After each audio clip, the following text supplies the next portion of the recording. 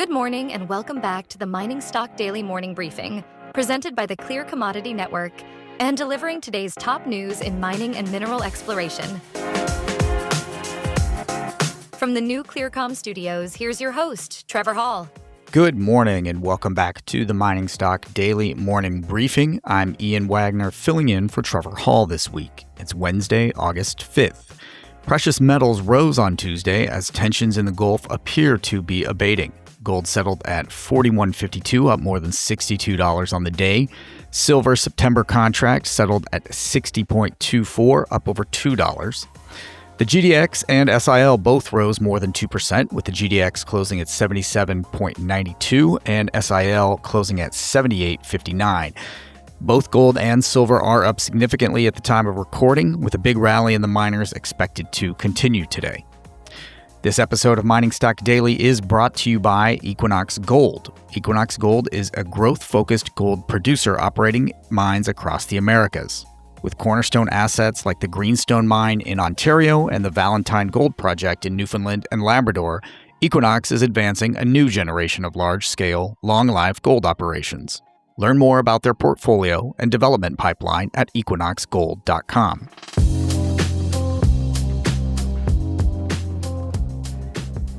And here's what you need to know today. Great Pacific Gold has reshaped its leadership team while advancing drilling at the flagship Wild Dog project in Papua New Guinea.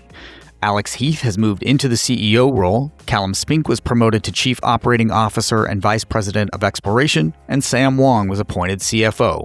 Current CEO Greg McCunn will now step into the Executive Chair role, while Jason Gregg joins the board and will lead a new governance committee.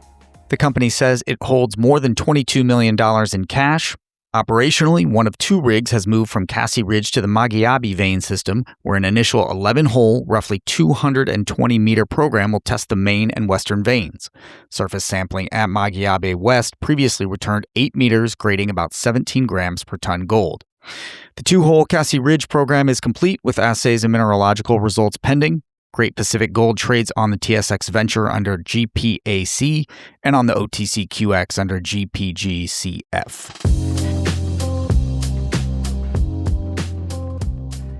Pirate Gold identified widespread advanced argillic alteration at the Clipper Brook target within its Treasure Island project in central Newfoundland. Spectral analysis confirmed allanite and pyrophyllite across more than 3 kilometers of surface exposure within a low resistivity electromagnetic trend extending over 10 kilometers. Clipper Brook lies 12 kilometers east of the Moby Dick discovery and shows a similar geophysical signature supporting a district-scale copper-gold porphyry and epithermal model. The company has received drilling permits and is preparing an initial program. Pirate Gold trades on the TSX Venture under the symbol YARR and on the OTCQB under YARRF. Outcrop Silver reported high-grade results from the Morena and Aguilar targets at its Santa Ana Silver Gold Project in Colombia. At Morena, hole DH613 cut 0.71 meters, grading 2,559 grams per ton silver equivalent, including 0.41 meters at 4,403 grams. Hole DH601 returned 1.74 meters, grading 646 grams silver equivalent. Drilling at Aguilar confirmed mineralization in the main and northern structures, including 0.3 meters, grading over 2,000 grams silver equivalent. Morena is expected to contribute ounces to an updated resource estimate planned for September. Outcrop trades on the TSX under the symbol OCG and on the OTCQX under the symbol OCGSF. Asante Gold updated the mineral inventories at its Bibiani and Chirano mines in Ghana, reporting a combined 4.6 million ounces of measured and indicated resources, plus 1.8 million inferred ounces. Chirano now hosts 2.5 million measured and indicated ounces and 1.3 million reserve ounces, supporting a 7-year mine life. Bibiani contains 2.06 million measured and indicated ounces and 1.5 million reserve ounces, supporting a 9-year plan. Chirano more than replaced 2 years of depletion, while Bibiani's inventory declined following production and limited exploration. Both deposits remain open, along strike, and up depth. Asante trades on the TSX Venture under the symbol ASE and on the OTCQX under the symbol ASGOF. Osisko Gold reported drilling from the Proserpine target 7 kilometers southeast of its Cariboo Gold deposit in British Columbia. 14 holes confirmed a mineralized system combining high-grade structures with broader, lower-grade zones that may offer open-pit potential. Highlights included 4.6 meters grading nearly 96 grams per ton gold, including a half a meter at 873 grams and 8.6 meters grading 5.46 grams. Mineralization now covers 1 kilometer by half a kilometer and remains open. Osisko plans another 26,000 meters of drilling and trades on the TSX Venture and NYSE under OGG. Galway Metals reported 14 holes from the southwest deposit at its Clarence Stream Gold Project in New Brunswick. Infill drilling returned broad zones, led by 2.6 grams per ton gold over 48 meters and 1.7 grams per ton over 31 meters. Additional results included 5.3 grams over 5 meters and 3.1 grams over 8 meters, both within higher grade intervals. Several holes encountered widths exceeding the resource model within the pit shell, supporting expansion as Galway advances its preliminary economic assessment.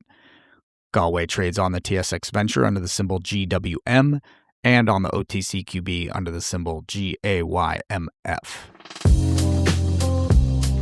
Aztec Minerals reported step-out results from its Tombstone Project in Arizona, expanding shallow oxide gold-silver mineralization into the newly acquired North Extension Zone.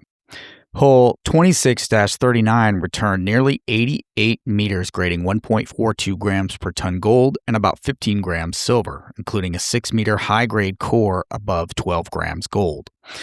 Nearby hole 26-38 cut roughly 98 meters grading just over 1 gram gold and 16 grams silver from surface. Management said the results suggest the contention system is larger than currently defined and remains open northward and at depth.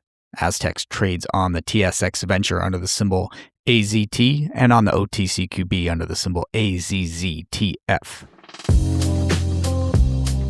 Adyton Resources increased the indicated resource at its Gameta Gold Project on Fergusson Island, Papua New Guinea by 131% following its 2025 infill drilling program. The updated estimate now contains over 400,000 indicated ounces grading 1.41 grams per ton gold plus 207,000 inferred ounces grading just under 1 gram. Management said the higher confidence near-surface resource strengthens the geological model and supports future engineering, permitting, and potential open-pit development studies. Mineralization remains open at depth and southeast along strike. Adyton trades on the TSX Venture under the symbol ADY and on the OTCQB under the symbol ADYRF.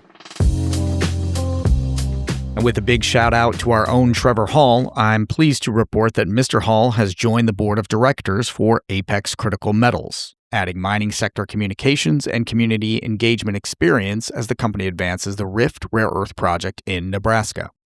Hall is the CEO of Clear Commodity Network and host of Mining Stock Daily, and is a native Nebraskan with long-standing ties to the state. CEO Sean Charland said Hall's local roots and communications background will support transparent stakeholder relationships. Hall called Rift a compelling U.S. rare earth opportunity with potential to help rebuild domestic mineral supply. Apex trades on the CSE under the symbol APXC and on the OTCQX under the symbol APXCF. The Mining Stock Daily Morning Briefing is produced by Clear Commodity Network. It is distributed throughout the world through your podcast network of choice and at Clear Commodity Network. That's it for today, everyone. Have a great day. Stay safe.